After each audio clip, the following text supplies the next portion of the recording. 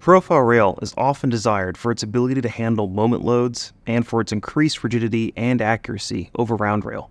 The trade-off for this rigidity is a lack of self-aligning capability, which means that the installation and alignment are critical for the linear guide to function. A standard configuration for most applications is 2 rails, with 2 carriages per rail. Thomson recommends a ratio of 3:1 for the rail and block spacing, although ratios of 1:1 are common in machine tool applications.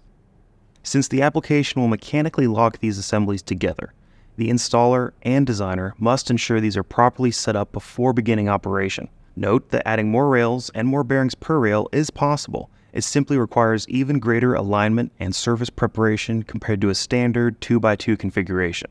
So this is usually only used when a standard configuration wouldn't work due to the application size or other application-specific requirements. Poor alignment is the leading cause of premature linear guide failure. Without getting too far into the math for this video, lateral force is equal to the axial force divided by the tangent of the misalignment angle. For example, a system with 1/4 of a degree misalignment and an actuator capable of producing 500 pounds force can generate a lateral force of nearly 115,000 pounds force. This kind of force amplification can be caused by converging, diverging, or skewed alignment conditions, often multiple of these at the same time. And remember, these misalignment conditions could be caused by installation error, design error, or simply induced by load forces acting on the application. Let's talk about how to reduce these first 2 misalignment sources now. Thomson has provided 4 categories of mounting tolerances for our profile rail product families. They are intended to provide an installation for which the associated D rating is negligible.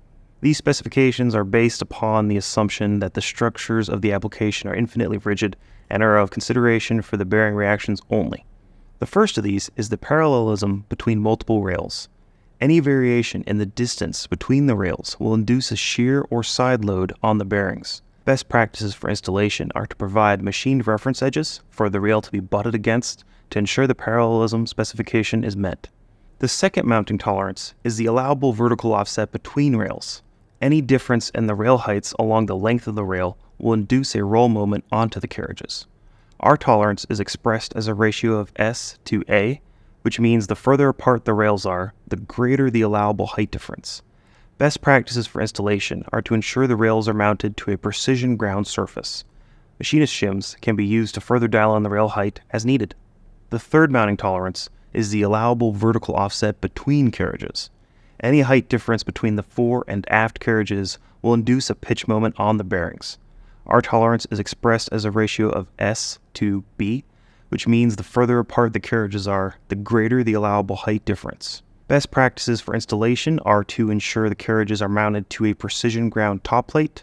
Again, machinist shims can be used to further dial in the plate height as needed.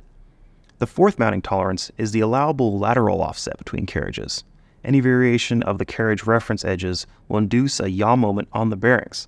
Carriage lateral offset uses the same tolerancing and rules as the vertical offset, so it is also expressed as a ratio of S to B, and the further apart the carriages are, the greater the allowable lateral difference. Best practices for installation are to machine reference edges on the top plate so that the carriages can be butted against to ensure this mounting specification is met. All mounting tolerances provided by Thomson are inclusive of the total tolerance range of the profile rail assembly itself. Thus, a lower accuracy class product may require a more accurate installation. Finally, always remember to clamp your reference edges together before tightening all bolts to the recommended torque. To learn more about Thomson Profile Rail linear guides, visit thomsonlinear.com or contact our experienced customer support team.